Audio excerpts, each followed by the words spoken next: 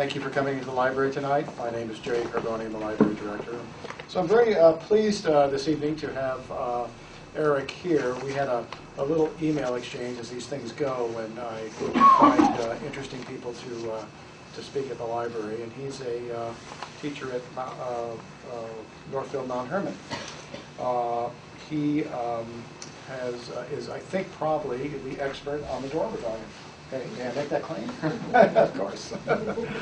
He's written a doctoral dissertation on it, and he got his doctorate from Syracuse University in just last year, 2011. He teaches, as I said, U.S. history at Northfield Mount Hermon, and he's an instructor at the graduate program in Providence College. His research has appeared in numerous publications, including Rhode Island History, Commonplace.org, American 19th Century History, the Catholic Historical Review, and the Massachusetts Historical Journal. And he just told me tonight he's just had an article accepted for the Historical New Hampshire Journal, which is similar to our Vermont History, which is topics on Vermont history. This is in the Historical New Hampshire. He's currently working on a book on the Door Rebellion. And he'll be showing you tonight his website where he's compiled much of this information. And it's truly a remarkable website with video, text, and links to other resources, a gallery of pictures. Truly a modern historian using the technology to its best. So please welcome Dr. Chaput.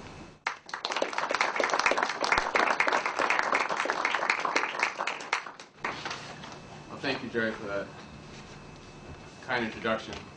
I've been very impressed with the programming at the Brooks Library. My colleagues from the history department, and the English department, where my wife is a member of, and Northfield Mount Hermon, had a chance to listen to David Blight a number of weeks ago, and that was absolutely fabulous. So I think Jerry deserves a lot of praise for being such an important part of the civic life of Brattleboro and the surrounding area. What I want to do tonight is to tell you a story about an event you probably have never heard of. Has anyone ever heard of the Door Rebellion prior to walking into this room, other than my wife? No, just a few people. It is indeed, I think, one of the most significant events in early America, and also underappreciated. It only shows up in a few textbooks. The principal text used by over 500,000 students across the country, the American Pageant, which is the AP textbook, it doesn't even show up in there at all. But it is indeed the most well-documented event prior to the Civil War. There are over 200 known broadsides to this event. I will show you just a few tonight. There are also a few up on a website. I have a dear friend who's a private collector who has all 200. Has a $1 million, if you can believe it, $1 million Door Rebellion private collection in his home. There's over 200 pamphlets also connected with the Door Rebellion that were published between 1842 and 1848, many of which, I'll point out to you, are easily, you can view them easily on Google Books now. They've all been scanned, and that process started. The Harvard Law Library had a lot to do with that, and that started in 2006, and a good percentage of them actually are now online, text searchable, view them right on Google Books. So, in 1842, Rhode Island was torn between rival governors, separate legislative assemblies, and two visions of the nature of American constitutionalism. One vision held that a majority of the people possessed the right to alter or abolish their system of government, regardless of procedures provided by the existing government at the time. The other vision was predicated on the belief that constitutionalism was based on the rule of law, and that a government could only be amended through prescribed legal means that were clearly spelled out. The revolutionary People's Government was led by a short, somewhat portly, Providence attorney named Thomas Wilson Dorr, whose followers founded their government with a constitution that was ratified by an extra-legal plebiscite in 1841. They had no authority to do what they did by the sitting government of Rhode Island. The so-called People's Constitution was designed to replace the state's colonial charter, which the state of Rhode Island was remarkably still operating under in 1842. And that charter was written in 1663. As John Quincy Adams, a name you've probably have heard of before. Noted in his diary on May 10th, 1842, the Dorrites had taken steps to achieve a revolution in government because the state still adhered to the 1663 charter. And John Quincy Adams' diary, which is at the Massachusetts Historical Society in Boston, he tracked this event day by day. So beginning in right after the Revolution, when all the original 13 colonies were taking steps to write new constitutions for their state, Rhode Island decided to cross out the name of King Charles II, literally, and just push forward with that document. The charter fixed legislative representation of the colony's original 4 towns. If you've ever been to Rhode Island, you probably will recognize the names of these towns. Newport had 6 representatives. Providence, Portsmouth, and Warwick each had 4, and any other town created after that point would have 2, and there was no way to change that. The charter also restricted the right to vote to anyone who you had to own $134 worth of property. Once again, no way to change that, no way to fix it, no way to amend it. So thereby, that $134 worth of landed property disenfranchised most of the population by the 1830s. And if you've ever been to Worcester and over the Blackstone River Valley and going down into Rhode Island, of all of the little towns along that point and villages and into the city of Providence, if you were living there, you were renting. You were not owning land. You did not own $134 worth of land, and therefore you had no right to vote and no hope of ever getting the right to vote, I should point out to you. So that's just a little quick background. Why should we care about this? Why am I here in Vermont to tell you this story? The rebellion, I think, represents a constitutional question of really great moment for Americans before the Civil War. And as I mentioned in the beginning, there's over 200 pamphlets of this thing. People constantly wrote about it for almost a decade. The question was relatively simple. Who were the rightful monitors of the constitutional order? Today, we all take it for granted that that function really pretty much falls to the United States Supreme Court. But that question was very far from clear of Americans of an earlier generation. For then, it seemed quite plausible that the court, Congress, and the executive each had roles, and what their interrelationship was remained uncertain.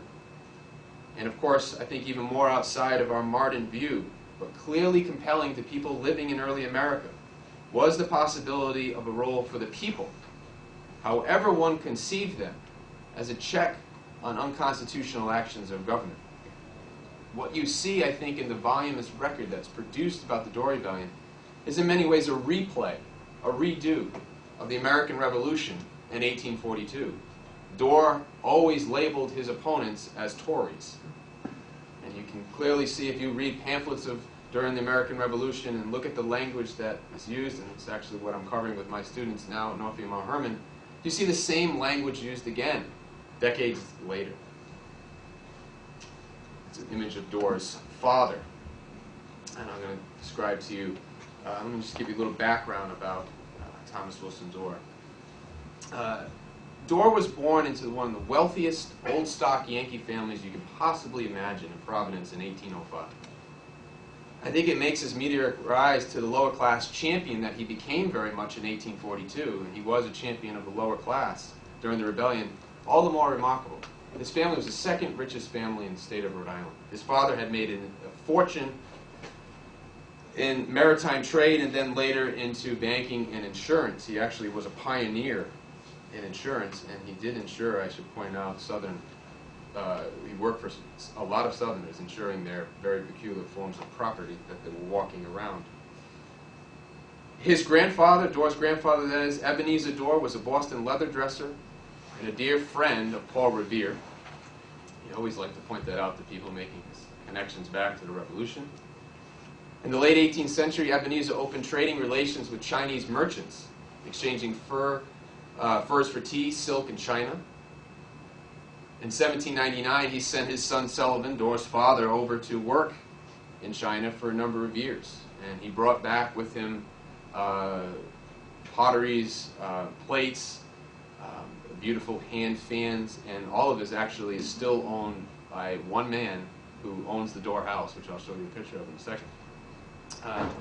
After years of managing the overseas interests of the Dorr family, Sullivan returned to New England and decided to move to, at that point, a very much an expanding town of Providence, Rhode Island.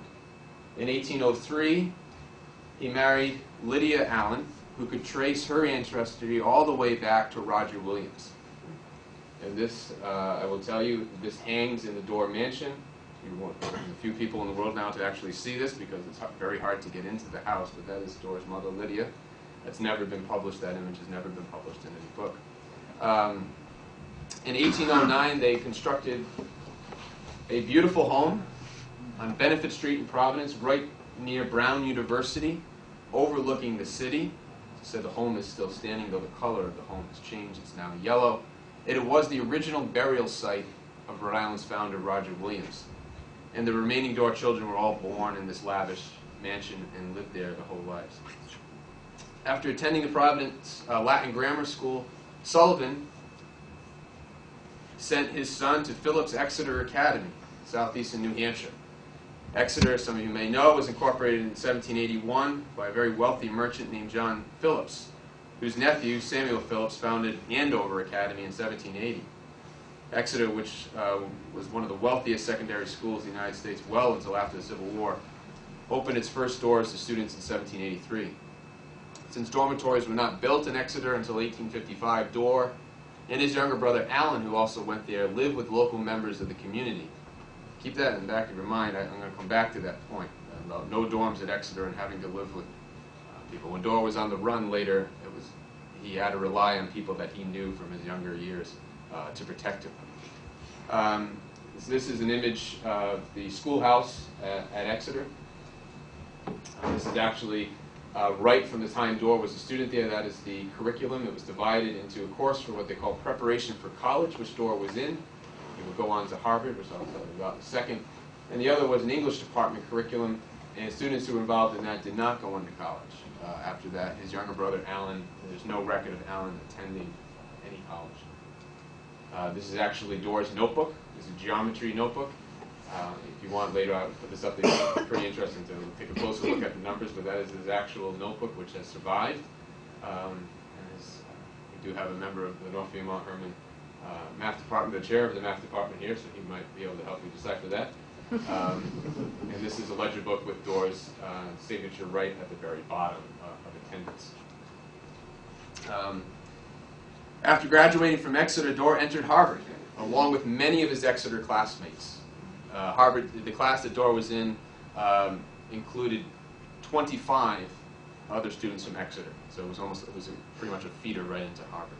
He entered Harvard at the age of 13. Wow. During Dorr's tenure, Harvard only averaged about a total of 225 students and about 30 professors. This image here is an image of George Bancroft.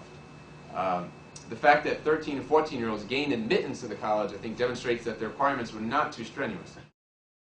Once enrolled, students were divided alphabetically into sections where basically the bulk of the curriculum was to read and spit back what they had read. They only attended lectures really with faculty in the junior and senior years. But Harvard at this point, I should also point out, was known, certainly in Boston and the surrounding area, as a troubled school. Undergraduates often played billiards at Leechmere Point, drank openly in a place called the Marlborough Hotel, contracted quite frequently, if you've ever read any diaries from this period, venereal disease with illicit liaisons with a lot of Boston's women of ill repute. One of the oldest surviving letters in the Dorr correspondence is from an uncle, Samuel Dorr, who was living in China, realizing that his nephew was now going to enroll at Harvard, warning him to stay clear of drinking, gambling, and anything else that might distract him from his studies. Dorr pretty much followed his uncle's advice. The Harvard Library records, which have survived, indicates that Dorr spent an awful lot of time reading Gibbons and Hume, and did not engage with drunken, disorderly behavior, which the bulk of his class did. In 1819, Dorr's class consisted of 81 students. Only half of them made it to graduation. There was a great rebellion, as known in Harvard law. On the eve of the 1823 graduation, bulk of them were kicked out in one fell swoop. Because of the mass forced exodus, I should say, Dorr actually had an opportunity then to give one of the commencement orations because he very quickly moved up in class rank when the rest of his fellow classmates were leaving the school, not, as I said, by their own choosing. Dorr became close, I'll point out for those of you who live in this area, with this man here, George Bancroft, who would go on to write landmark histories, early histories of the United States from Massachusetts. But Bancroft would actually found a school just down the road called the Round Hill School in Northampton, right on the Connecticut River. And the model at the Round Hill School for a boarding institution was copied, even by Exeter and Andover, which were already in existence, but copied their curriculum after Bancroft. Unfortunately for Bancroft, he went bankrupt. He could not support this school. It only lasted for about 11 years. But Dorr was so connected with George Bancroft that he convinced his parents to send his younger brother Sullivan Jr., and the surviving records of this indicate that Sullivan Jr. did attend. And this, I think, shows how connected Dorr was to Bancroft. Many Harvard graduates, including Charles Sumner, a name you might recognize if you're a fan of the Civil War, complained about their years at Harvard, how it was a poor education, the disorderly behavior that seemed to be a constant fact of life. But Dorr never did. He seemingly enjoyed his time there and made the most of it. After Harvard, he moved to New York City to study law. He studied, at this point, it wasn't a formal law school, he actually studied with a man named Chancellor James Kent, who was the foremost state jurist at this point. He gets accepted to the bar in New York City and in Rhode Island. In 1828, I'm sure everyone recognized that, the image of a young Abraham Lincoln. Dorr had been battling for a number of years a respiratory issue that no one could ever figure out. And someone convinced him to go take a tour of the country and see if he could find a cure. And he toured the entire country, and he spent a lot of time in the American South.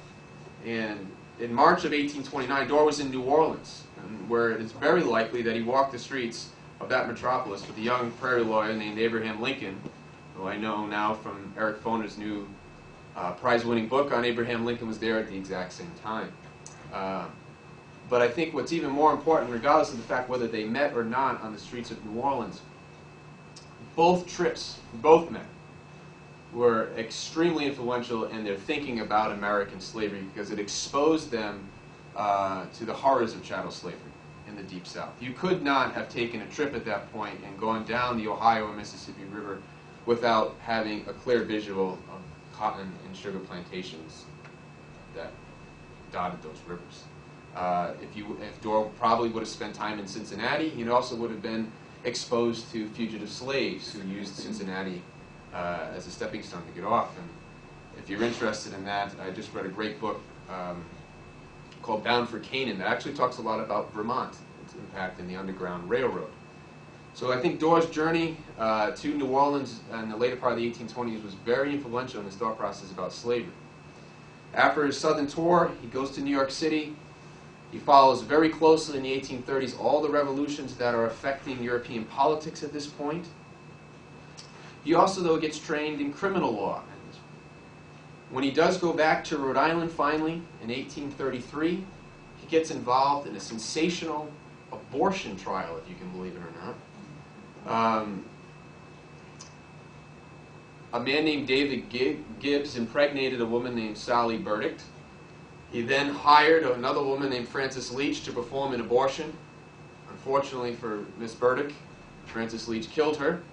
Dorr served as one of the prosecutors on this very sensational trial. It lasted 2 weeks, which is an extremely long period of time in that era for a trial to last. So he was very influential in the Rhode Island bar. He probably used that as a stepping stone to get into state politics. So in 1834, he's elected to the Rhode Island legislature. Immediately becomes very, very interested in anti-slavery and starts working. He becomes friends with William Lloyd Garrison, the publisher of The Liberator, and Wendell Phillips, another very prominent abolitionist living in the city of Boston. The movement, the abolitionist movement, that is, that arose in this period in the 1830s, I should point out, differed profoundly from its more conservative predecessor, drawing on the religious conviction that slavery was an unparalleled sin, and also the secular one that it contradicted the values enshrined in the Declaration of Independence. A new generation of reformers rejected the traditional approach to gradual emancipation, which had been the approach that most states, including Rhode Island, had adopted. Rhode Island's 1784 Gradual Emancipation Act was indeed extremely gradual. There were still slaves in Rhode Island into the 1850s because of the wording of that state statute. So Dorr becomes caught up in anti-slavery. In his correspondence with abolitionists, he praised the President-turned-Congressman John Quincy Adams' condemnation of the Congressional Gag Rule, which prevented any anti-slavery petition from being heard in Washington, D.C. You couldn't even bring it to the floor of Congress. He supported congressional efforts to abolish slavery and the slave trade in the District of Columbia. Good broadside from that period. The District of Columbia obviously is one part of the country where the national government had undisputed authority to control that very small geographical area. He advocated for jury trials for fugitive slaves, and he opposed the annexation of Texas, which was indeed on the table in the 1830s. We often push ahead to the 1840s, but this was a hot issue in the 1830s, and Dorr was very much opposed to it. All of these things were in line with a national organization, the American Anti-Slavery Society, Garrison's organization, which Dorr was a member of, and would stay a member for a number of years. In 1839, Dorr ran unsuccessfully for Congress, but Garrison's Liberator and another New Hampshire paper called the Herald of Freedom, published by a man named Nathan Rogers, trumpeted Dorr as a prominent anti-slavery man who could make a difference in Congress. He lost in 1839 by just 200 votes. So the course of Rhode Island history would have been very different if he had got elected. There would have been no rebellion. I would not be standing here before you, but he lost. In 1840, he kind of begins to drift away from his connection to Garrison and Phillips and others. He no longer attends the annual meeting of the American Anti-Slavery Society in New York City. That society, I should point out, split in 1840 over women. A woman named Abby Kelly, just down the road in Worcester, a very prominent female abolitionist. She wanted to have a voice in that organization, and a lot of men walked out when Abby Kelly stood up. Dorr knew Kelly, had met her several times. Whether or not that was one of the driving forces of him not to go anymore, I'm not quite sure. There's no evidence that he did not support the rights of women. Actually, I'll explain to you, he was very much in favor of that later, so I would think he was in 1840. Well, I think what really drove Dorr to his attention and captured his mind in 1840 was the inequality in his own state. How so many people could not vote. So when they had the presidential election of 1840, only 20% of Rhode Islanders could cast a ballot.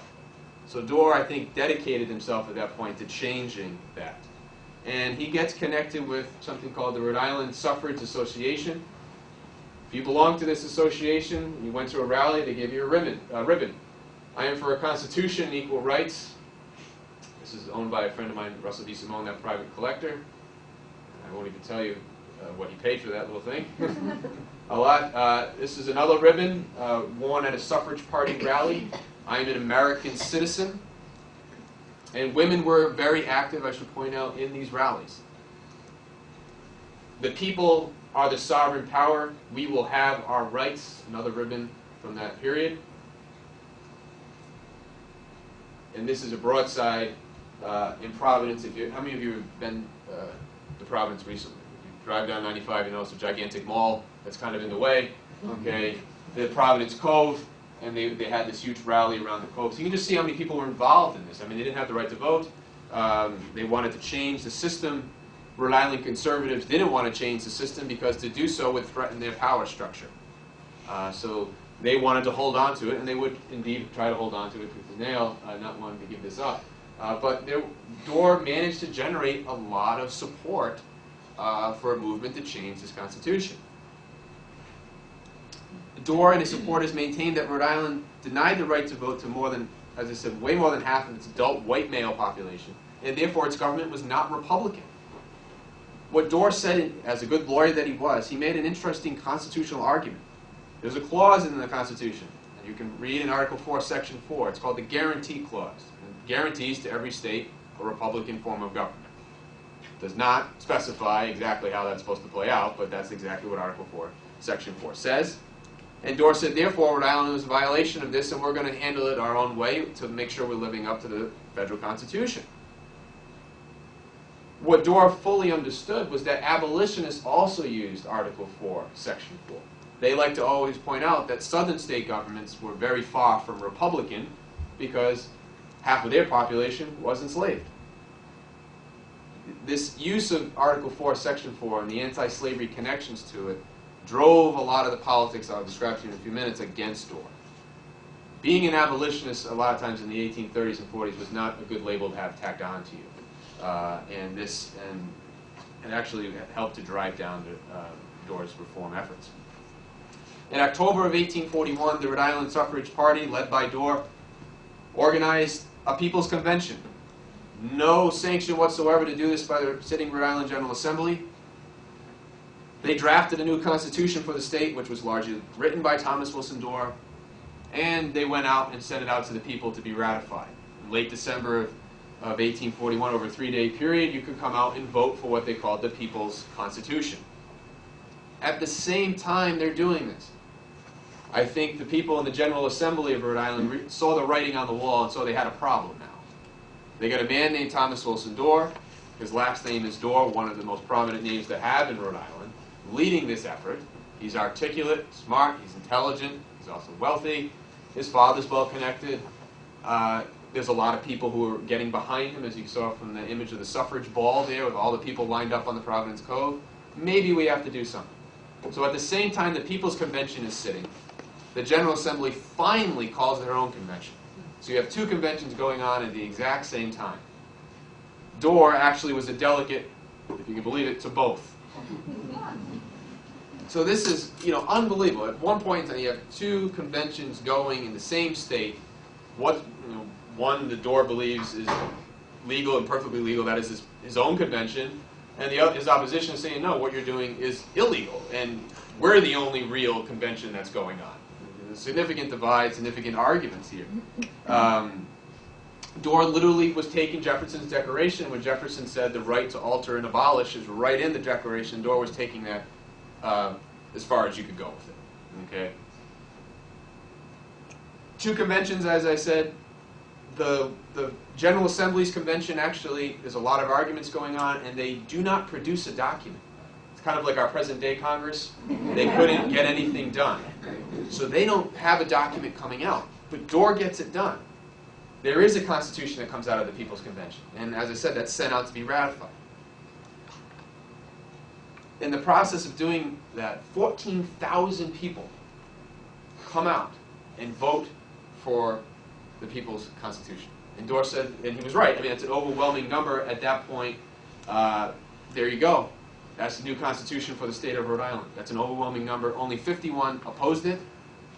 So it was 13,928, if I remember correctly, to 51. That's the final vote. Dorr said that is more than the majority. There you go. Here's the new Constitution. Okay, how does that number compare with how many people would have voted in the regular?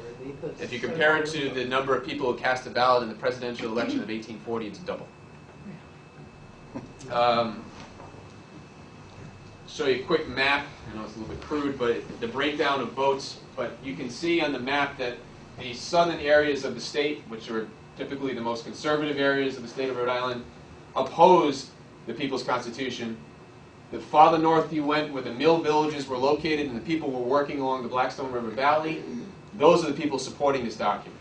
Another thing I want to point out to you, when slavery existed in Rhode Island, it was in the southern portion of the state, and over to Aquidneck Island, which is where you will find Newport, Portsmouth, and Middletown. And those are also the centers of slavery. Rhode Island was the leader in the slave trade. Bristol, the DeWolf family of Bristol was the largest slave trading family in American history. Those centers connected either to the slave trade itself or slavery, as I said, when it came time to voting for this document, fundamentally opposed it. Those are the conservative elements in Rhode Island. Naturally, at this point, this man, the legal governor, Samuel Ward King, he didn't know what to do. So wait a minute, now I get this convention, now they produce a document, now 14,000 people come out and vote for it. Now they're talking about holding elections under this People's Constitution. He just did not know what to do. He was a leader who could not make up his mind. He didn't know what to do. Should he go out and arrest Dorr right away and end it? If he did, probably would have solved the problem. He never arrested him at this point in time. So Dorr keeps pushing forward. He's going to hold elections under this document. Okay? But an interesting thing, just on a side note, happens, and probably one of the saddest parts about all this.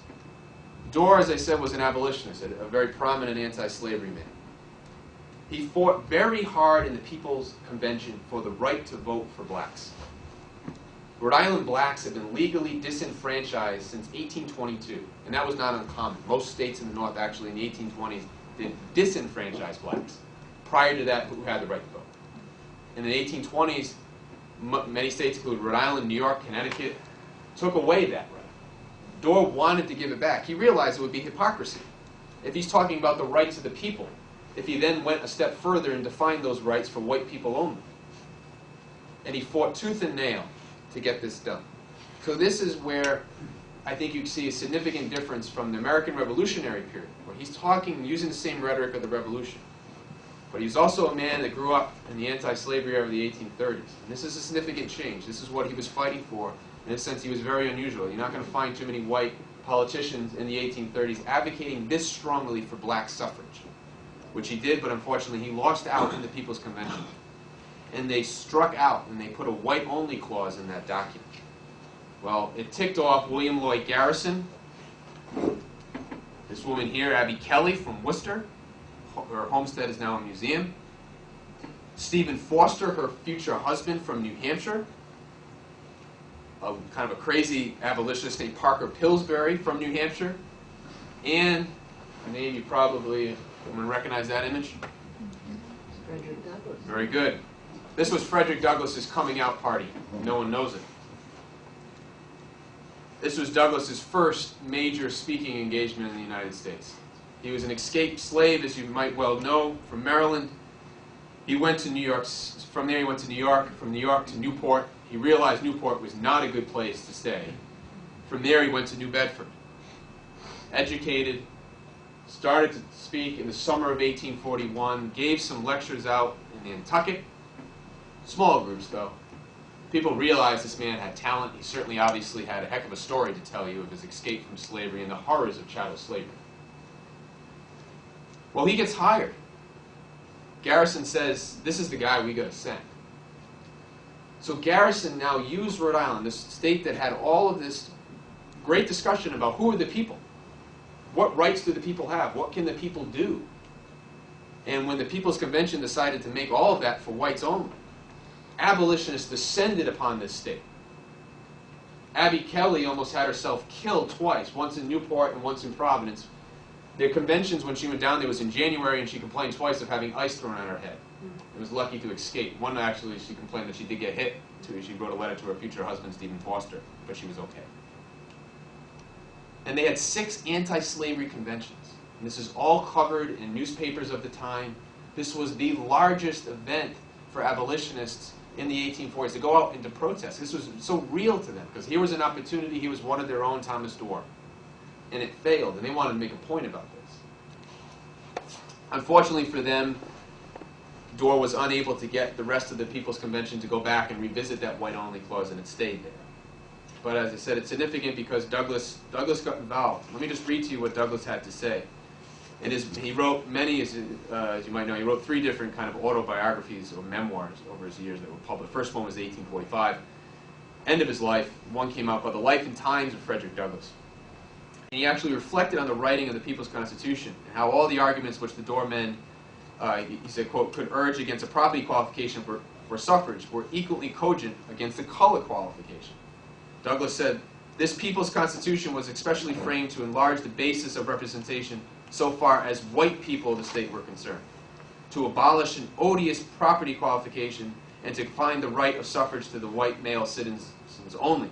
Mr. Dorr was himself a well-meaning man, and, after his fashion, a man of broad and progressive views, quite in advance of the party he was connected with, and that was largely the suffrage party, which he acted. To gain their support, he consented to this restriction to a class, a right which ought to be enjoyed by all citizens. And I said that's very moving. That's in Douglass's final memoir. It actually does not appear in the first 2. Dorr pushes ahead. He's not arrested. He's elected governor. He runs unopposed, I should point out, but he's elected governor. He's inaugurated on May 3rd. Now you have 2 governors, 2 separate legislative assemblies, 2 judiciaries operating the state of Rhode Island. Okay? Dorr, shortly after all this is over, realizes he might have to go have a chat now with the President of the United States. That's John Tyler. He goes down there. Unfortunately, what Dorr doesn't realize is that Tyler's from Virginia. He's a slaveholder. He's not too apt to look to Dorr with any fondness. And Samuel Ward King, the governor at the time, made a perfect strategic move. He sent a man down there to beat Dorr to D.C. And he did. The man's name was Richard Randolph. He lived in Newport, but he originally grew up in Virginia. He was a slaveholder. He came to Newport once on a vacation, loved it, decided to stay. Samuel Ward King knew that Randolph could quickly get ingratiated with the president, have a conversation with him, and explain clearly what was going on and why they needed the president's support to put down Dorr. And Randolph, unfortunately for Dorr, beat him there. And what he planted in the seed of the president was that Dorr was a crazy, lunatic abolitionist. And he brought with him a couple of letters that he wanted to share with the President of the United States. And I'll just read just quickly one of them. And this letter said, "Mr. Dorr, if he fails in Rhode Island, we'll try this crazy experiment over again. In South Carolina, where the majority of the physical people would probably be much larger than it is here." That's true, 60% of South Carolina was black and enslaved. "Mr. Dorr surely could not object that slaves were not people, human beings." Dorr did not. It is well known here that his abolitionist feelings, which I described to you, were only 2 years old. And now he's saying he's going to control the whole state. And the letter goes on to warn if Dorr wins out, this ideology could spread to the South. People could pick this up and you could end up with a massive slave revolt. I mean, it sounds kind of crazy to us to think about this kind of conspiracy talk. But if you were living at this point, you believed this. And by the time Dorr got to see the president, it was over. He took one look at him and thought he was nuts. And there was no way any Southerner was going to support him. And it was over for him. He was not going to get the President of the United States to support him in his effort to be the governor of Rhode Island. He leaves Washington unhappy. He goes to New York City. If you've ever seen, how many of you have ever seen the movie Gangs of New York? Martin Scorsese's film from a number of years ago. That's the type of people he hangs out with.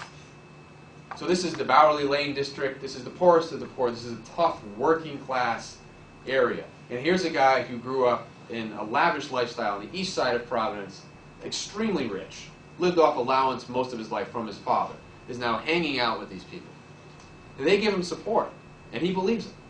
And they tell him they're going to send guns and troops up the train through Connecticut into Rhode Island.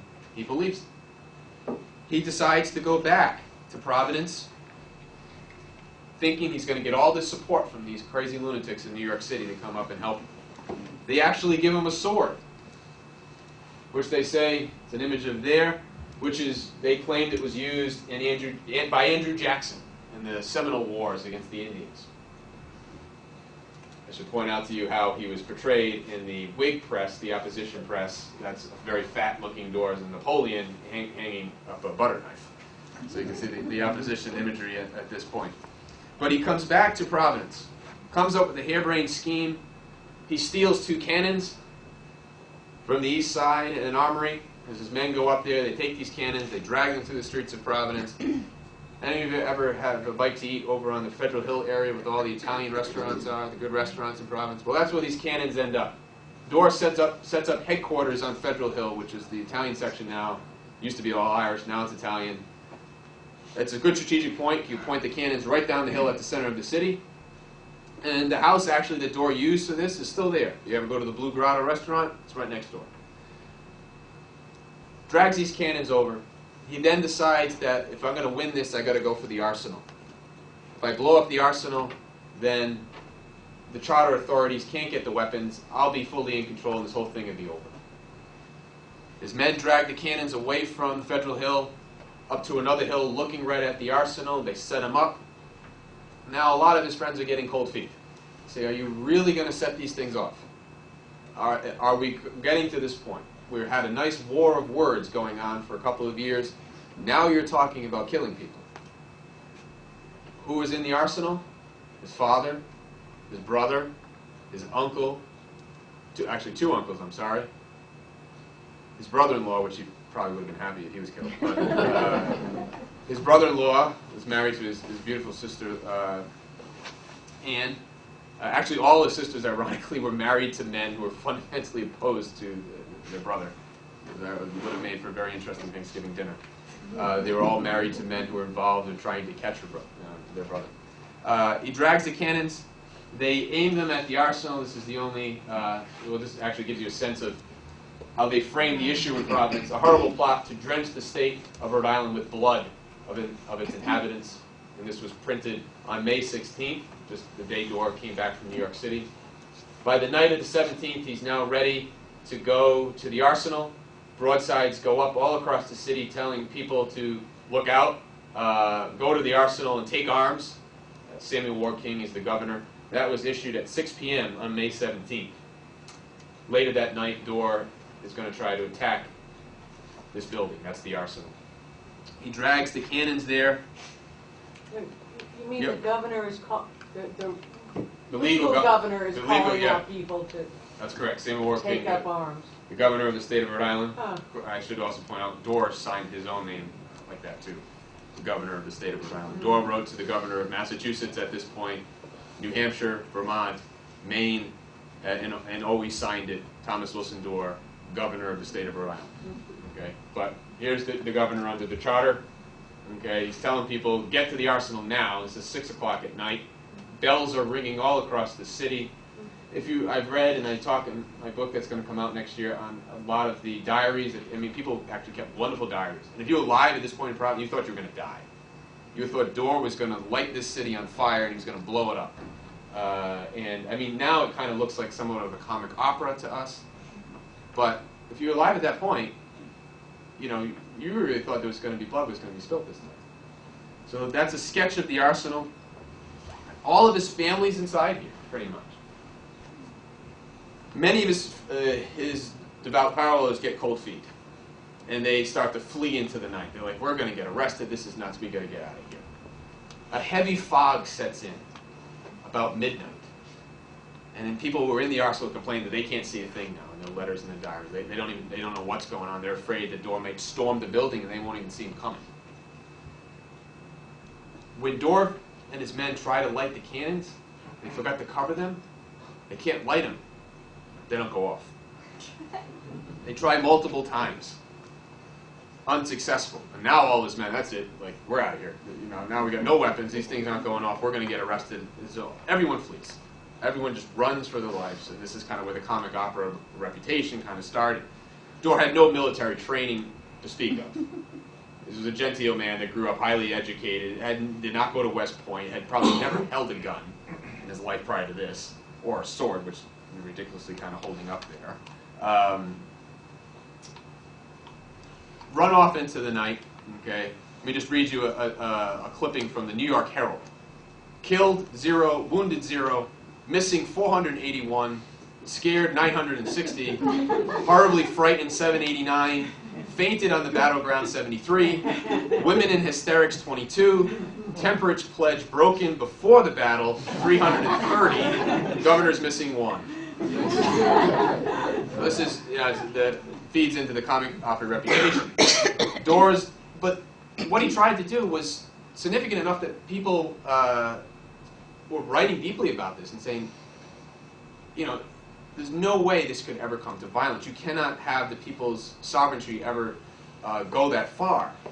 And the Whig governor of Vermont, Charles Payne, in his inaugural address in the fall of 1842, took time out of the address when he was talking about Vermont's economy and what he was going to do to improve it, kind of like the State of the Union we heard last night, took a whole page to devote to this attack. And he says, incredible as it may appear, in an age and country like ours, sons have been armed against fathers and brothers against brothers, and trains of artillery have been pointed with deadly intent, while accident alone has prevented the lighting of the match, which might have deluged our whole country in blood. Once again, that is the governor of Vermont, Charles Payne, who took office in October of 42. And he talks about, and he goes on, and he keeps talking about the rebellion even more in his inaugural address. Who else was watching this closely besides Charles Payne? Southerners. All the Southern newspapers the next day compared Dorr to Nat Turner.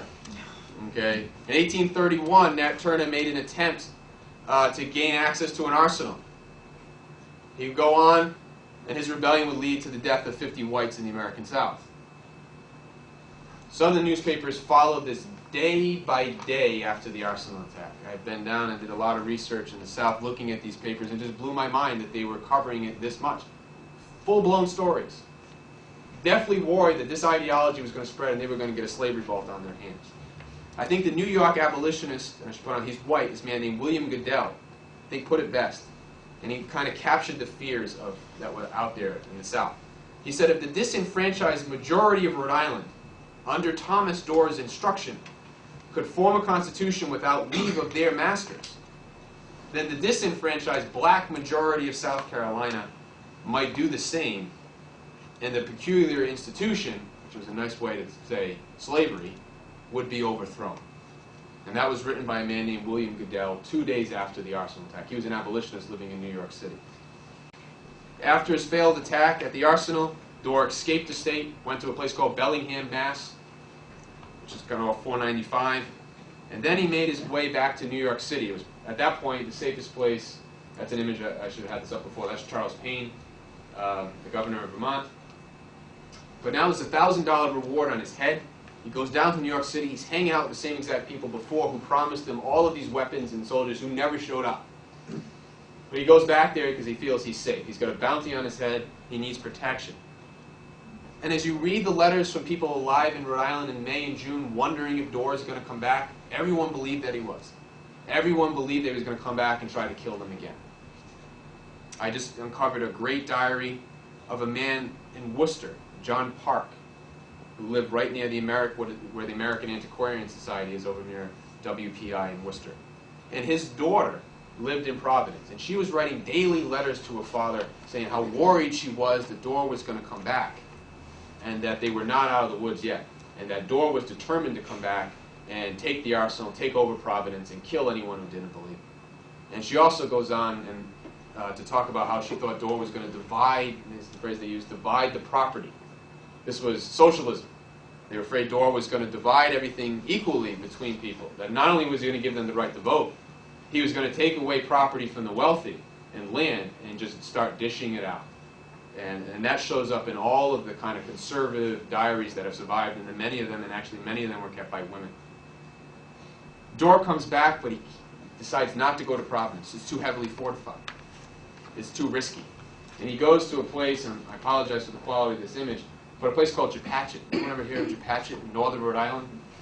He goes there, and he tries to get his followers to show up. And he says to them, I want to reconvene the people's legislature in Chaput. And he's expecting thousands of people to come. 200 people showed up. What's happening at the same time in Providence? A force of over 3,000 soldiers are amassing now in the city to march to Chaput to get him. Once he realizes that he's grossly outnumbered, he wasn't looking at this point to shed any blood because he realized it was just stupid. He had 200 guys versus 3,000. He tells his followers, this is it, it's over, run away. So at the end of June of 42, he escapes for the second time. Where does he go? Guilford, Vermont. Why Guilford? No hard evidence, but one thing that I have uncovered is that in this area, and as you go farther north in the state, played a large role in the Underground Railroad. Dore was connected to several families in Rhode Island that were very involved with the Underground Railroad. My suspicion is that he knew that he could come over here and be protected for a while. Once he realized, though, that Charles Payne was going to win, this wasn't a good place to stay in Vermont. Payne was obviously, as I just read to you in the inaugural address, fundamentally opposed to Dore. If he had found out he was hiding here, he would certainly put the people in Guilford at risk and ruin the good work that they were doing in the Underground Railroad. So he goes to New Hampshire. The governor of New Hampshire was supportive of him. He also had a good high school buddy named Franklin Pierce, who would become president of the United States. Pierce and Dore went to Exeter together. He actually lived out in the open in Concord under Pierce's and the governor. I have an image of him. That's Henry Hubbard, is the governor of New Hampshire. White out. And now the bounty on his head had been increased to $5,000. That's a lot of money in those days. but he felt protected in New Hampshire. He was a Democratic governor, refused to turn him over. He lived out in the open, lived fine. What happened to the movement, though, when he was gone? All of his friends got arrested, thrown in jail, lost their homes, their jobs. They were fined amounts of, sometimes $500, $1,000. They could never pay these fines. They ended up in debt or prison. He was labeled, as you might imagine, a coward for running away. Who kept the movement alive, though? Women. This is 6 years before Seneca Falls. The women in Rhode Island, suffrage women, I should point out, women that were also very much connected with the Democratic Party and aligned themselves that way. There's been a lot written about Whig women in the antebellum period. That is, women who were connected with the Whig Party. These women were connected with the Democratic Party. And they held, if you've ever been to Rhode Island in the summer, clam bakes. Massive clam bakes to raise money to get people out of jail. And generally they were successful. They couldn't hold these things in Rhode Island because they would get arrested. So where did they hold them? Places like Somerset, Swansea. If you go down 195 towards Fall River, just over the line.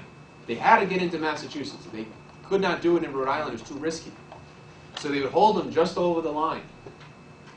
As I said, Somerset, Swansea, Taunton, Mass. Okay? And this is a ribbon that would have been distributed to you if you attended an event like that. You would have been asked to give some money. And they collected this money. The women organized the speakers who showed up. There was a very good politician in Massachusetts running for governor in the fall of 1842. And this was a gift. This was a political weapon he could now use to beat his opponent. His name was Marcus Morton, and he did. And I wrote an article, it's out now in a good journal called the Historical Journal of Massachusetts. He didn't care anything about Dorr. What he realized, though, is he had a very good political weapon to say against the Whig Party, well, you're going to oppose the people. Dorr's talking about the people's rights. I'm going to run on the people's, that's going to be my platform, and that's what Marcus Morton did. He used Dorr as a political football, did it very well, he was a skillful politician, and he won. He won the gubernatorial election of 1842 and beat the Whig opponent. What else did he also do to help him win that election? The governor of Massachusetts, at the time of the rebellion, had sent arms to Providence. He sent arms to Samuel Ward King thinking, you might need these. They were never used because the arsenal attack failed, but he sent guns down. And Morton got word of that. And he used it. I mean, you think of our politics today where people, bring up rumors or things that happen. Well, Morton was a genius. And the sitting governor, John Davis, had tried to aid Samuel Ward King. And he said, wait a minute, you didn't have authority to send those weapons. Who did that? And it turned out it was a man named Henry Dearborn. And as soon as Morton won the election, he fired Dearborn. Dearborn was the adjutant general and had been there for 25 years.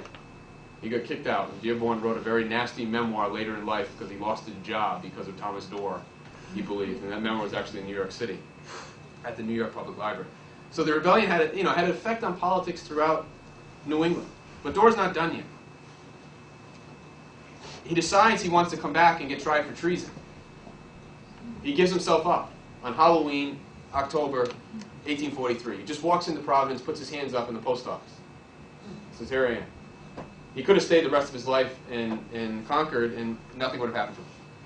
He decides to come back. He's put on trial for treason. He's easily convicted of treason against the state of Rhode Island. He has the distinction of being the first man convicted of treason against the state in American history. The murdering abolitionist John Brown would be the second in 1859. John Brown led the raid on Harper's Ferry right before the Civil War. John Brown was convicted of treason against the state of Virginia. Dorr was the first person to be convicted against treason against the state, being the state, obviously, of Rhode Island. But now, and Dorr knew this, now this is going to be used as a great political weapon in the presidential election of 1844. And this is a broadside that was used and widely printed, and that's Dorr in the middle holding up his chains. And the Democrats win that election. If you were voted in 1844 in many states in the North, the tagline was Polk, that is James K. Polk, who's running, Dallas, and Dorr. Alexander Dallas was Polk's vice president, and then Dorr. Dorr's name was stuck on in a lot of the advertisements of that election, so it became caught up. And Polk used it quite skillfully, just as Marcus Morton had did so in Massachusetts. So Dorr's treason, trial, and conviction and imprisonment. If you've ever been to the Providence Place Mall and shopped in Nordstrom's, that's pretty much exactly, draw a line straight down into the ground. That's where the Providence prison was. He was sitting there, and when they built that mall, they actually did a lot of excavating, and they found the old foundations. But in total, he spent a full year in that prison, and an additional 6 months in a prison in Newport, or 8 months, excuse me, 20 months total in prison. There was stock printed up to get him out. The Dorr Liberation stock was run by women. Dorr Liberation Society, all women, running this, trying to get him out, promoting his cause, keeping his cause alive. Once again, this is long before Seneca Falls. He wrote little notes to his mother who came to visit him in prison. And at one point he said he had done 500 of these things. And they're very ornate and beautiful, and this is one, I think 10 of them have survived, and they're gorgeous. A year in 1845, he gets out. His health is absolutely ruined from his time. He wasn't that healthy before all of this, but spending time in a solitary, very damp, small cell ruined his fragile health. And he lived the rest of his life at his parents' house, never married, lived with mom and dad, died in his bedroom where he was brought up. But the interesting thing about him, even though he was so sick, he worked very, very hard for Franklin Pierce. He wrote over 20 letters on Pierce's behalf to very prominent politicians. He could barely sometimes leave his house, but he wanted to make sure that the people who protected him in Concord, especially Pierce, his old friend and the guy he knew since he was 11 or 12 years old, was going to win. Pierce does win the election of 18. Later in life, Dorr does, and these letters I think are sad to read because he goes back on his devout anti-slavery principles. He becomes a pro-slavery man, like Franklin Pierce. Why? Franklin Pierce is a very pro-slavery, dough-faced Democrat. My friend Peter Wallner, who's the director of the Historical Society of New Hampshire, has written a brilliant 2-volume biography of Pierce, the best that you can get. Buy it on Amazon. And he mentions Dorr at several points. But Dorr became so connected with him, he went back on a lot of things he deeply and ardently believed in as a young man, and in support of Pierce. And he supported the Fugitive Slave Act of 1850, which violated everything he stood for. And ironically, and here's, this is an image, this is great. Look at 1842 to 52. New Hampshire, true to Rhode Island in 1842. This was a ribbon in support of Franklin Pierce. Just shows you the connection between Dorr and Pierce, and this ribbon was printed up for a rally in New Hampshire.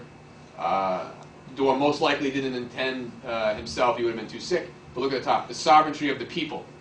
And this was used in 52 in support of Franklin Pierce, directly connecting it right to the Dorr Rebellion and Thomas Wilson Dorr.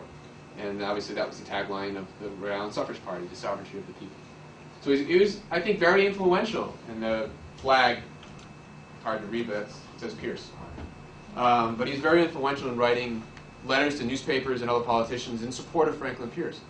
And that election was not all that close either. I mean, it was not a foregone conclusion that Pierce was going to win that. So, I mean, it's hard to gauge the impact of those letters, but nevertheless, Dorr was very supportive of him. And he goes back on what he, sadly, what he had really given his life to in the 1830s to support. Ironically, and I'll just end with this, a few days before he died, his father had arranged for a man to come from New Bedford to take care of his son and also help him in the house. And that house, once again, is still there on Bedford Street. His man's name is George Tamoa. He was a fugitive slave, just like Frederick Douglass, who had escaped from Maryland. He went to New Bedford, lived there, and looking for a job. Somehow, some way, found out about an opening at the Sullivan Dorr household in Providence, and he was hired. And before he got there, Dorr passed away. He died in December of 1854, and Tamoa wrote a memoir later and mentions it. But to me, it's always striking is that Dorr had lived just a few more days. He would have seen a former fugitive slave from New Bedford, right where Douglass, who he knew, would have come to his house.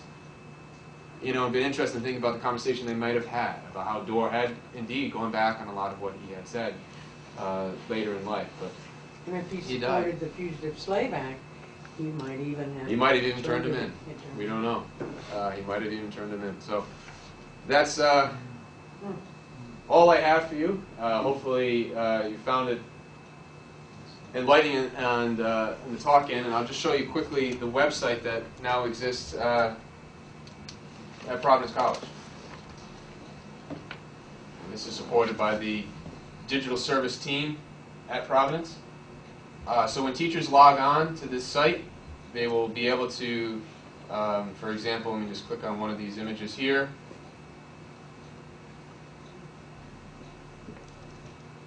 Should blow up larger on the right-hand side of the page. There it goes. View larger. These are all high-resolution scans. So teachers can use these images with their students, and we're adding to these as we go along. These images are all owned by my friend Russell D. Simone. On the main page, there is a short documentary on the rebellion, 20 minutes in length, designed for classroom use, once again using Russell D. Simone's imagery and a number of others. That's the State House in Newport, which you see there. And this plays off of YouTube, so it's good quality, will never go down. On the resources section, we have links to a host of secondary material that's hyperlinked that teachers can get access to.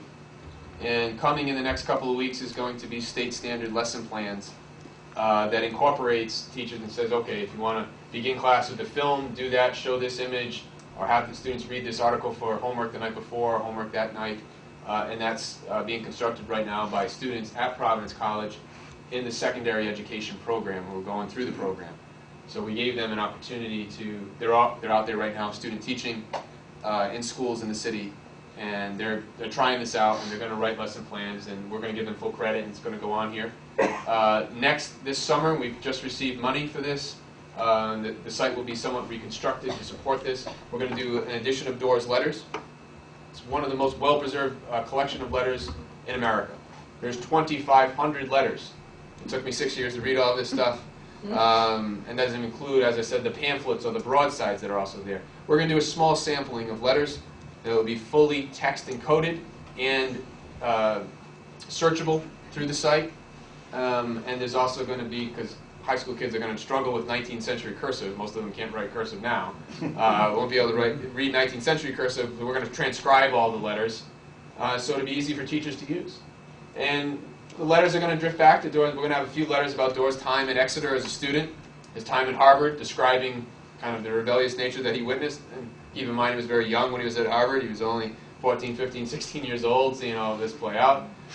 His connection with abolitionism, we're going to have a lot of letters up there. Of course, obviously, about the formation of the People's Constitution, the debate over race, the attack on the Arsenal, a couple of good letters written by his younger brother Henry, saying, don't do this. I think I know what you're going to do, but don't do it. Of course, Thomas does it anyway. But those are good letters back and forth from two brothers on opposing sides. Unfortunately, none of the letters from Doors' sisters that I know of have ever survived. I'm dying to read a letter from his sister Candace or Anne, as I said, all married men who were fundamentally opposed to their brother, but they have not survived, or if they have, they're still in private hands. And I'm dying to get my hands on them maybe one day. But that's coming soon, so we'll have letters up there, and it'll be, I think, a very useful. It's being used right now by some teachers, and we're just going to continue to make it better, and then hopefully not only teachers in Rhode Island, but teachers here in Vermont will use it, because we're going to talk about large issues of race, of voting, of suffrage, of women, of female activism before Seneca Falls. And I should point out, I should have said this before, when Dorr was hiding out in Concord, women went to visit him all the time. They were the only ones that had any guts to go up there. The men were too afraid they were going to get arrested. The women took trips all the time, right back and forth. They were Dorr's pen pals. He was the only ones he could actually get information from in Rhode Island. A woman named Catherine Williams, a very prominent writer at that point. She had already published 2 good books.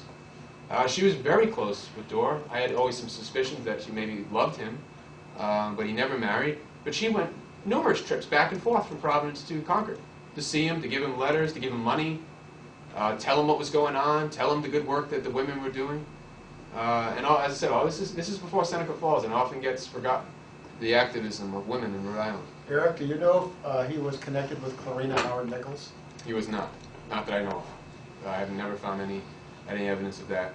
Williams was probably the most prominent female. She had authored a great a book, a true account, as she called it, of the trial of Ephraim Avery, a Methodist minister who also impregnated a woman in Fall River and hung her from a rafter. Very sensational trial called the Horrible Haystack Murder. And she wrote a book about that. That trial was in 1833, ironically the same year as the abortion trial that Dorr was involved in. being alive in Rhode Island in 1833 would have been good for a sensational trial. But Williams she was very prominent, very well known, and she was very active. And when Dorr was in prison, Catherine Williams went to talk to the governor at one point to get him out. I mean, these women were very, very active and thought of themselves as politicians in some ways. Did he, in his later years, did he ever write a memoir or something like that? I'm wondering particularly how he looked back on, okay, you said he changed his mind about the slavery issue, but about the whole idea of the expansion of suffrage and women's rights. Did he stay true to those things at least? I think he... Or how did he look back on his own, all the hoo-ha that he... He never wrote a memoir, unfortunately.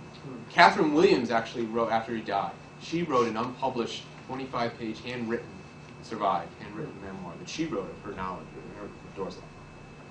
And that was the first thing that was kind of done about it. And then, but Dorr himself had never compiled his thoughts. So but he did keep diaries, what they call clip books, where he would cut out things from newspapers and put them in and write little notations. And in the 1850s, he pretty much bought onto the pro-slavery Northern Democrat Franklin Pierce, James Buchanan argument wholesale about that you needed to work with Southerners, return fugitive slaves. But what about the just expansion of white suffrage and women's rights? For white suffrage, he was very supportive, obviously, of that. For women's rights, there's nothing, unfortunately, about Dorr commenting on, say, Elizabeth Cady Stanton in 1848 in Seneca Falls. But given his correspondence and his closeness with a lot of women, which is actually unusual for males in this period to be writing that frequently to women was unusual. I think he would have been very much in support of it. But so when he looked back on what had gone on in the 40s, did he feel like he'd been a fool? No. The way he'd gone about it? He stayed hard and fast. Somewhat proud of his... He never regretted one day, and he said that he was absolutely 110% correct in what he tried to do. He never once went back on. The only thing he went back on was the anti-slavery activism that he had. What, in your opinion, should be Dorr's place in American history?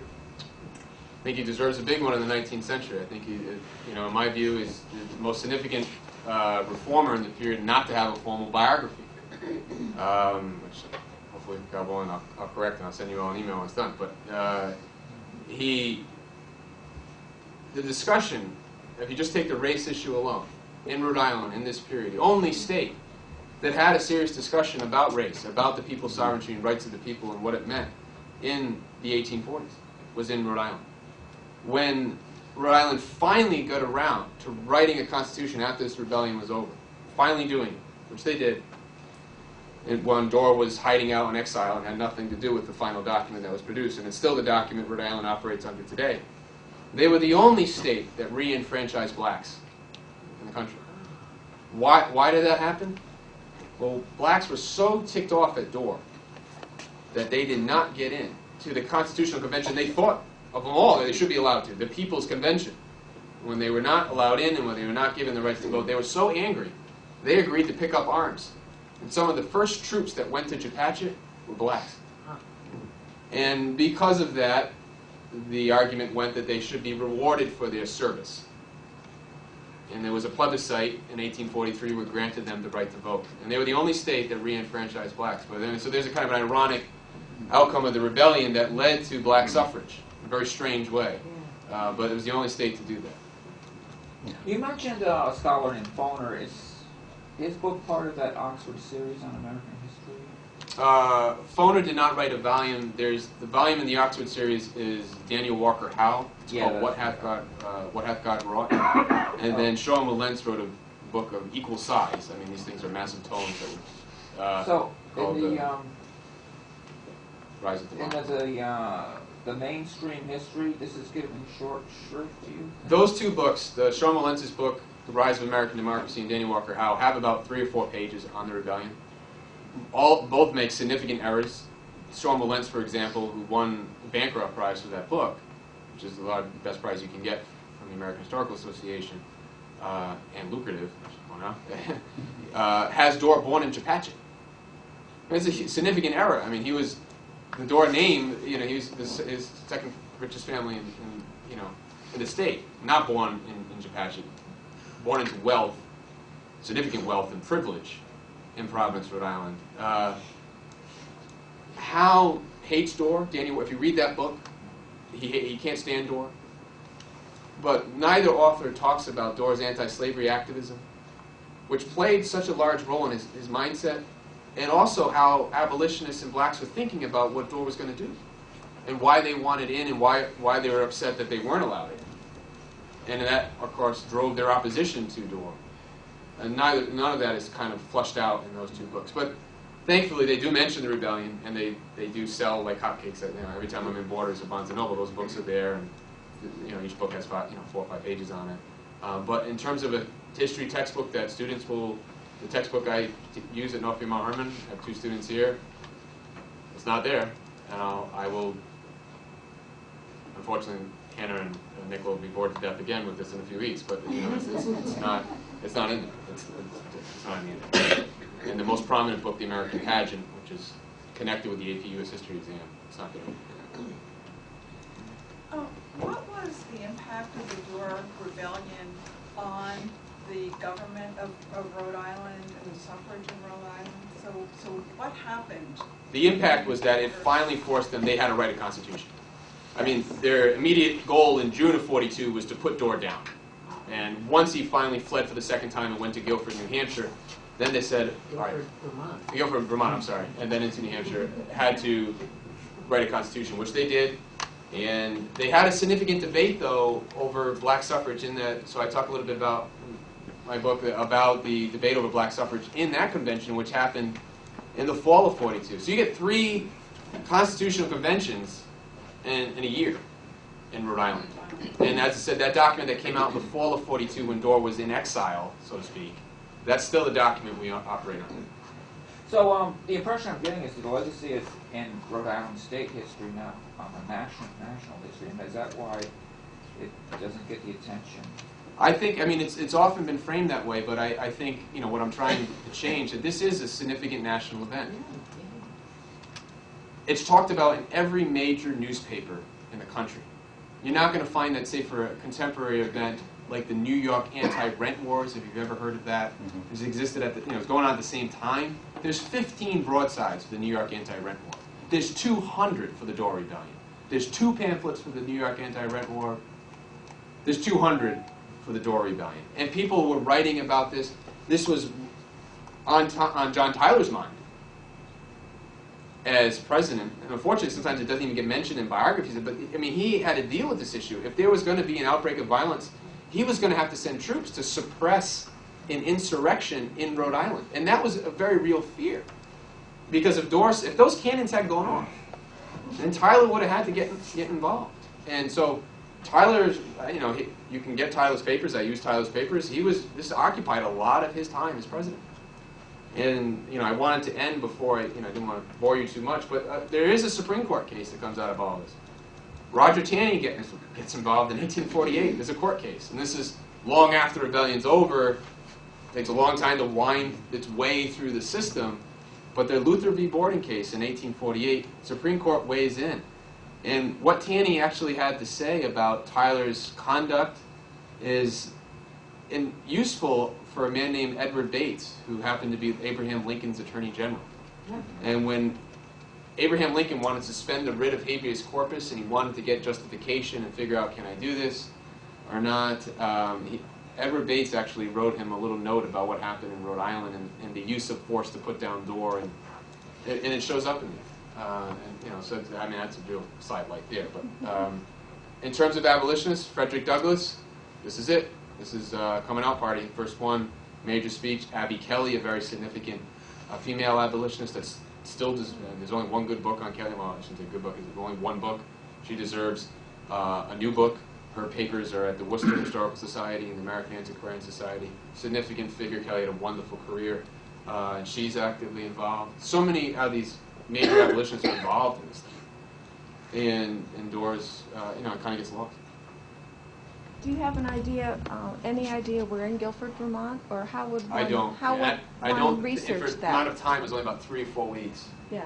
But I don't know where he stayed. I tried. I looked hard. I think deliberately he was trying to keep things quiet, which makes the job of historian at that point that much harder if he's trying to hide where he is. So only one person knew, this guy named Aaron White. He was very careful. And my suspicion is that he did not want to, that he was being protected by people involved with the Underground Railroad. And if he made this known, he could then, hurt the work that they were doing. And he didn't stay very long. He got out, and then made his way into a town. When he crossed into New Hampshire, I don't know if anyone knows, there's a place called Westmoreland, New Hampshire. He went to a place called Westmoreland, New Hampshire, and stayed with a family, another abolitionist family in Westmoreland, New Hampshire, Chase family, who actually had relatives in Rhode Island. Stayed there for longer, and then went to Concord.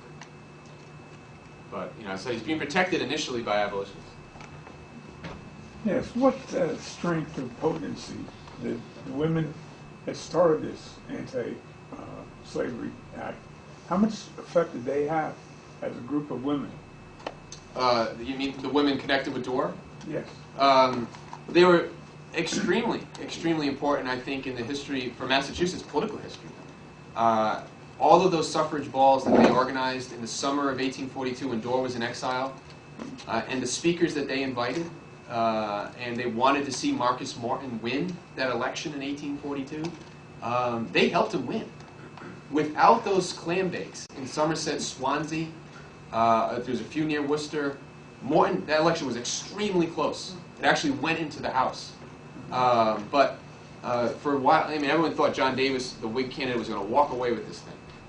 But I think the women, the Rhode Island women who held these clam bakes, organized these things, helped They Morton were a win. major factor. They were a serious factor, and they gave him a platform, and they gave him a way to talk deeply about the people's rights, the people's sovereignty, and how his opponent was going to trample upon the people's rights and the people's sovereignty. It's not sometimes, in some ways, it's not that much different than the world we live in today. And he just used it. He was a skillful politician, but the women gave him a platform to do so. And he wins. And he did try to thank them by kicking out people in the Massachusetts state government who had supported Dorr's opponents. And there was hearings, and he got rid of people who were not too thrilled about that. The case that may be of use to you factually, Guilford and Westmoreland are quite close. Guilford is next to Brattleboro. We're opposite Chesterfield, New Hampshire. Westmoreland is the next town north. I will point that out. I do not point that out as it's written right now, but I will definitely change that because that makes sense.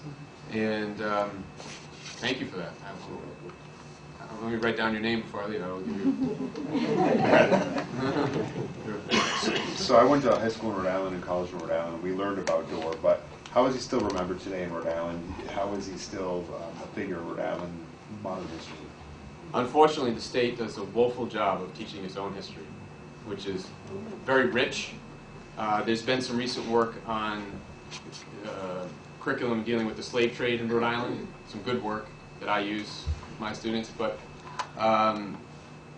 this needs to be done better, and that's part of the website, is to help give teachers a way to do it better in Rhode Island, but I want teachers in Massachusetts to use this, I want teachers in Vermont to use this, in New Hampshire as a way to not only teach about Dorr, but talk about women, talk about anti-slavery, but the short answer is that it's not done well.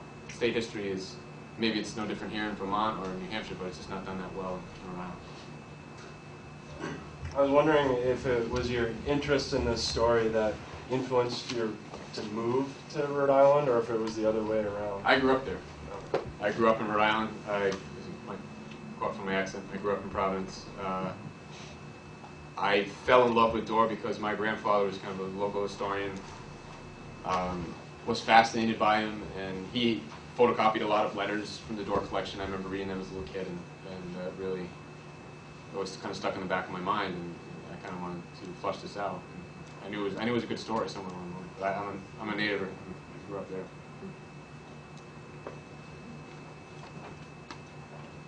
Any other? It just occurred to me, because you just completed your dissertation on Dorr. What was the thesis of your dissertation? The title is kind of long-winded. The Dorr Rebellion, the competing politics of the people's sovereignty. So I get a lot into my dissertation of talking about the Democratic Party and the Whig Party, the two major parties in the country at that point, Democrats and Democrats, the Whigs will die off shortly thereafter. The Democrats will live on. Pierce, Buchanan, two awful presidents before the Civil War. But I talk a lot about those parties and how they dealt with it. And what I'm trying to do in the book is more of two chapters of a biography on Dorr, his early life, which no one knows about. So this abortion case that he was involved with, that I mentioned, is quite a large part of the book, not part of this, the dissertation. I didn't actually know about it when I was writing the dissertation, otherwise it would have been in there. I stumbled upon it by accident, and there's Dorr's name on the docket, and I was just floored. But it's good theater, it's good, juicy theater. Why did he do an about-face at the end? Why did he change his opinion about slavery? He had received some attacks in the Liberator. So initially when the abolitionists like Kelly, Garrison, Douglass came to Rhode Island, they left his name out, and he was thankful of that. And they never attacked him by name. They never said, Thomas Wilson Dorr did this to us. They said, and they knew that it wasn't all Dorr's fault, that he had tried to help them, but he had lost in the convention and in the democratic process. So it's basically an implication. Yeah. And later, though, in the summer of '42, they started to attack him by name when he was in New Hampshire and he's reading the Liberator. And I think he just held a very strong personal grudge and was aggravated by that. And then you can never put aside, too, the friendship with Pierce. And there's no way Franklin Pierce is going to win that election by running on an anti-slavery platform. It wouldn't have kept the Democratic Party together. He had to appease Southern Democrats. Yeah, so Franklin Pierce came out as a anti-slavery Democrat, which Dorr was as a younger man. He would never, you couldn't win a national election that way. The only one who would figure that out would be Lincoln a few years later. But in 1852, no one had quite figured that one out yet. The Republican Party, as you probably well know, was not on the ballot in any southern state. Lincoln didn't get one southern vote. He just wins a very sectional thing. But at that point, the Democratic Party is a national coalition, and you would have destroyed the party if you ran that way. One big legacy of Dorr, how many of you have heard of Stephen Douglass? Dorr's kind of version of the people's sovereignty becomes Douglass's popular sovereignty. And there's very strong connections to what Stephen Douglass said. Of course, Dorr was dead by that point in 1856. Douglass gets on the scene, the Kansas-Nebraska Act, talking about popular sovereignty. Why was that a good political weapon to use? Well, Thomas Dorr had injected the people's sovereignty, which is pretty close, right into the mainstream a decade before. And actually, that's the rock that the Democratic Party split on, popular sovereignty. When it split in the Charleston Convention in 1860, Southerners actually could no longer stomach that idea. They wanted Roger Taney's version and Dred Scott to hold true, and that's what ruptures the Democratic Party. And so Dorr's ideology, his legacy, even gets into someone like Stephen Douglass. He didn't know Douglass. He's dead before Douglass gets to be really nationally prominent. But Kansas-Nebraska Act was being debated in '54. Dorr was still alive, very sick, took notes on it. He knew that his ideology now was being used nationally, and it was going to be important. And you can even find evidence in the 1848 election when Lewis Cass ran and lost. Lewis Cass was a Democrat from Michigan and talked about popular sovereignty to a certain degree in that election.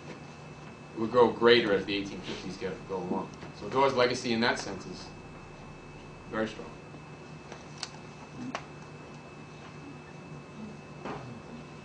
All right, well, thank you very much.